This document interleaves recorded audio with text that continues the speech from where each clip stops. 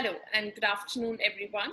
Welcome to CIO News, our Tech Talk series. I'm Khushbu Soni, your host for the broadcast and a contributing editor at CIO News, where we write about business strategy and boardroom issues for technology leaders. This is a recorded session and will be available on our CIO News website, as well as our CIO News LinkedIn page. Let me dive in introducing my guest for today. He's Vikas Bhonsle, the Chief Executive Officer at Crayon Software Experts Pvt. Vikas has rich experience of more than 20 years and have worked with companies like Dell India, Allied Digital Services. Vikas is also known in the industry for his strong digital transformation strategy and devising innovative strategies to fuel businesses. Welcome, Vikas. Hi Khushbu, how are you doing? I'm good, how are you? Yeah, I'm good, and thank you so much for the lovely introduction. Thank you. Pleasure is all mine, Vikas. Great. So, because we're all aware about Crayon Software Expert, if you can still give us a quick brief, that'll be great.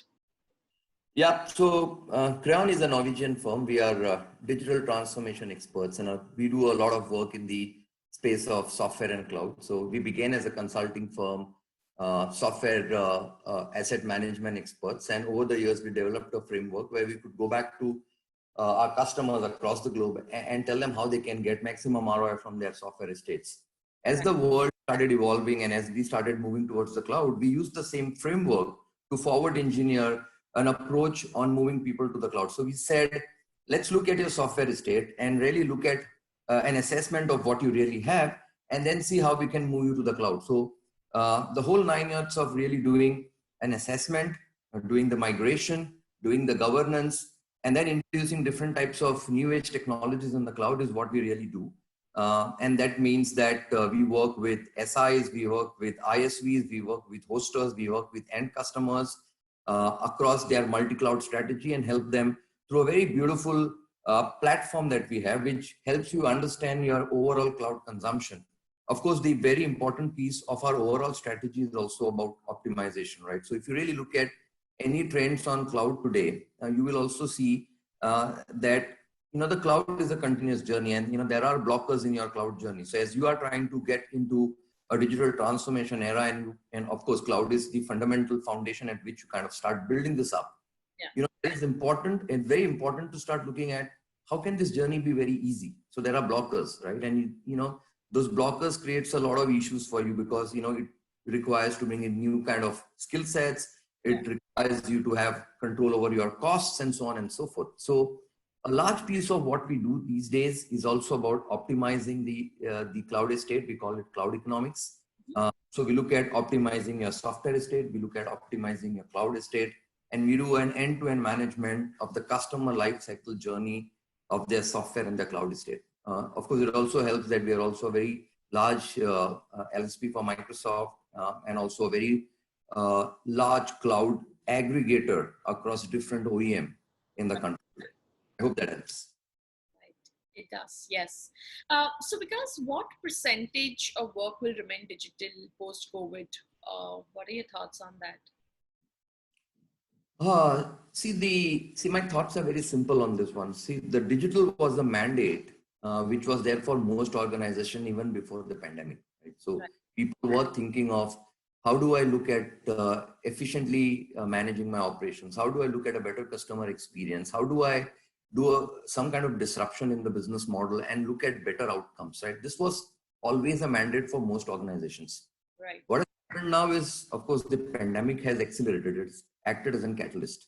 Yeah. So how much of it will go digital really depends on the digital maturities of organizations, right? So if the ones which are really digitally nimble, okay, they have a head start over the others. They are already looking at processes. They are in some sense digitally native in the way they run things, right? So their processes are that much more finer. Their customer experience metrics are well defined, and they are constantly looking at how they can allow technology to bring in that wow factor to the end customer, right? So those clearly have a start, and I think those businesses are almost like 80 to 100% digitally agile. Then you have laggards, right? And you could call, some of these are legacy businesses, right? Whilst there is a popular opinion that these businesses will find it extremely difficult to catch up with the others. I think the jury is still not out on that one. I think these laggards can really do a good job catching up with the others who are far more digitally active by adopting really fast some of the technologies that are going on, like AI, like automation, RPA, and look at embracing cloud, hybrid cloud, and all the other necessary advantages that comes along with the cloud. So it's going to be pretty interesting. India is not digitally as mature as some of the other Western markets. You know, our cloud adoption rates are going up. It is not where it is supposed to be, but with 750 million internet users, half of which have been added over the last 4 years, I think it would be a very healthy guess to say that we are going to be digitally far more active to the extent of at least 60 to 70% in some of the larger enterprises in the country in the coming few years. That is a good number to look at, actually. So, because if, while we are in the situation of COVID, and how has Crayon Software Experts responded to the situation? Oh, it's a great question, because, when COVID struck in March, like most of the leaders, I really didn't know what to expect. We didn't know how deep these fissures would run. And there were two things to really look at, right? One was to really care about our business, but more importantly was also to care about our people. Right. For the people aspect later on, but from a business standpoint, it was important to manage the cash, because in situations like this, cash was king. And we felt that a lot of our businesses, or the customers and the partners that we were working with, will find it difficult to survive, because we knew that certain verticals will be highly stressed, like travel, tourism, entertainment, and so on and so forth. So we did a 6-month out cash management cycle, where we're keeping an eye out on, what's our cash in hand over the next 6 months, after looking into what we need to pay to our employees, what we need to pay to our suppliers, what we need to have to basically keep the lights on, so to say, to keep the business running. And we took the worst estimates of the business, that, the business would probably drop by about 50%, and our collections or our DSOs would be severely impacted. And we kept a constant look at the 6-month window. And that kind of really helped. Even as I speak to you today, we do that. The other important thing from a business standpoint was, what is the posturing that you want to do?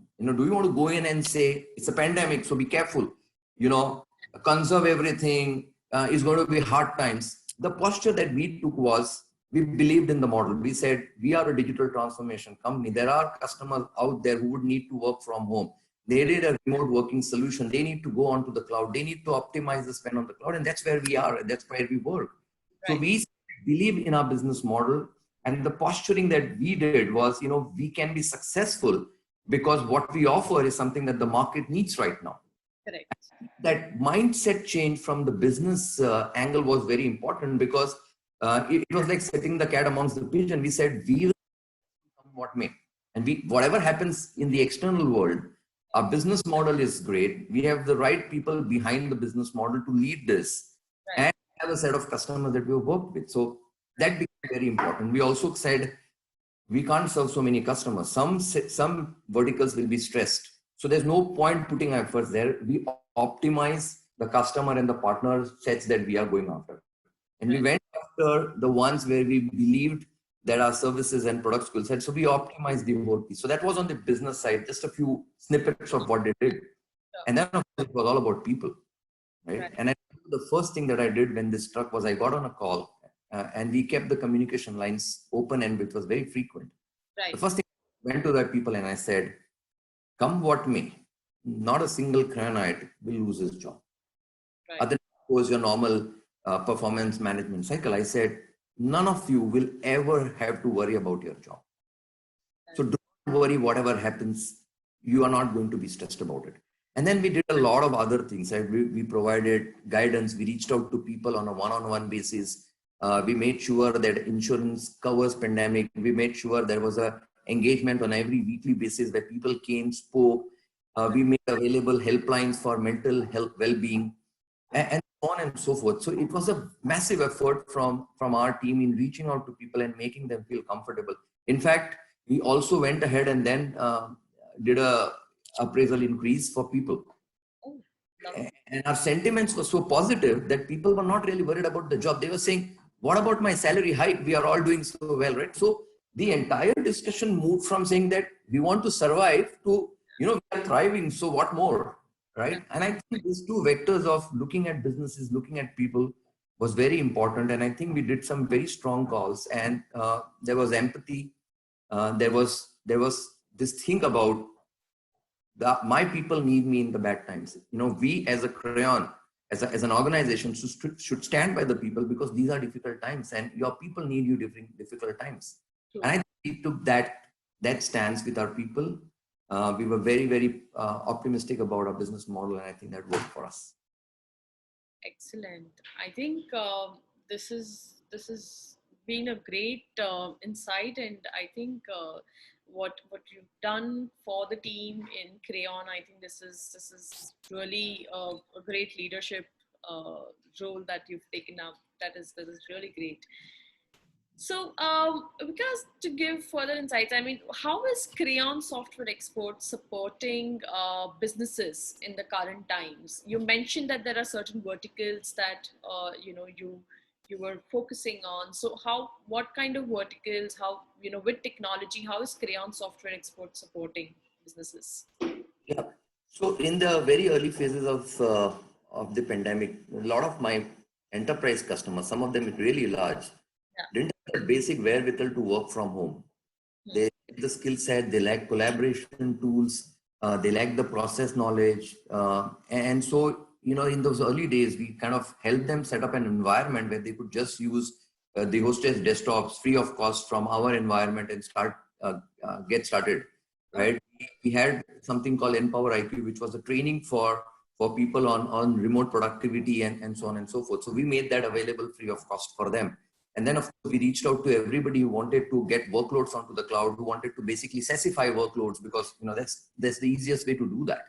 Right. And so we help a lot of customers in migrating things to the cloud, making sure everything is secure. We had more than 100 workshops on security, because the parameter of security changed, right? It was no longer your offices. You moved from being offices to practically anywhere. We hear of staycations today, people working from resorts, people were working from their natives. Yeah. Parameter of security changed. And so it was important to educate people about, what are the security risks and perils that they are facing. So there are a lot of workshops on security. There are a lot of workshops on cloud migrations, and of course the actual deployment of all of these, and that is what we continue to do. We continue to provide our platform, we continue to provide our tools, and of course we continue to provide our people and processes to help customers move into this whole paradigm of I can work anywhere, from anywhere, anytime, completely secure. And I need somebody who can help me in this cloud journey and help me work remotely. And that's the space we are in, and that's what we are doing today. And I think it's reaping rich dividends for us. There were also a set of customers who came to us and said, times are bad. I may not be able to pay you in time. Will you help me extend a little bit more credit? Right. Of course, we are not a bank. We are not in that business. But looking at relationship, looking at, some of these deep engagements that we've had with our customers and partners, we extended terms. We extended the terms. We helped ease their cash flow cycle. It meant a stress for me, but I thought, these are the times that we need to stand for our customers and our ecosystem of partners. And I think that's the other thing that we did very well. Awesome. So, because what does the future of work look like for Crayon? And for Crayon? Yeah, for Crayon and for businesses from your perspective. I have always been a believer that you need to have an area where you can come and work. I'm not really a big supporter of always work from home. By the way, Crayon had a work from home policy from day one. So for us, it was seamless. When everything happened, every one of our employees have laptops. We have the processes. We have a work from home policy. So we were very, very happy in the sense that we were ready for it. But I am a big believer that you need to go to a workplace. There needs to be a constant engagement with your team. There needs to be sharing of ideas. That helps the innovation. I believe in a little bit of grape wine that should flow through an organization. I believe in this coffee, the smoking corners, or the office chilling movements and all of those things. And I think the future is going to be a little bit more hybrid. People choose between certain functions working from home, certain functions coming. back to office, work from home, remote working, being secure is definitely going to be the norm. But the most important thing is most businesses today will look to go digital. Yeah. Because there is tremendous amount of leverage that you can get by implementing technology across any verticals, right? Whether you look at the way today you can stream Netflix, or you can go on Google Maps, or you can have those AI-driven self-parking cars. If you really look at what technology can do for you, it's amazing. And I think technology is going to be the biggest enabler for most organizations. We look into the future of any organization, and we've been hearing this for a very, very long time. Yeah. Every company is going to be a technology company, and I think we've been hearing this for quite some time now. I think the real time is now. If you are not a technology company, whichever business you are in, you are going to find it difficult to survive. And I think that's the area, and that's the future that we are looking at. True. Awesome. Awesome, Vikas. I think thank you so much for sharing your insights with us and having such a great conversation. Because one last question, this is apart from all the work that we've been discussing, any new hobby that you've picked up or any new learning for yourself in the whole lockdown period while we're all at home? Any hobby? No, I tried a few things. I tried my hand at cooking. A couple of times I gave it up. Just before the pandemic, I was trying to learn the guitar, so I do that pretty regularly. I'm not very good at it as yet, but yeah, I'm trying to get better. But I don't think I did anything exclusively different, unfortunately, in the pandemic. But I am trying to get better at playing the guitar, and hopefully one day I'll be good at it. Nice. Great. Thank you so much, Vikas, for this session. And it was a pleasure to host you today. Thank you so much, Khushbu. Thank you so much for the nice short commentary and discussion between us. Great. Thank you. Thank you.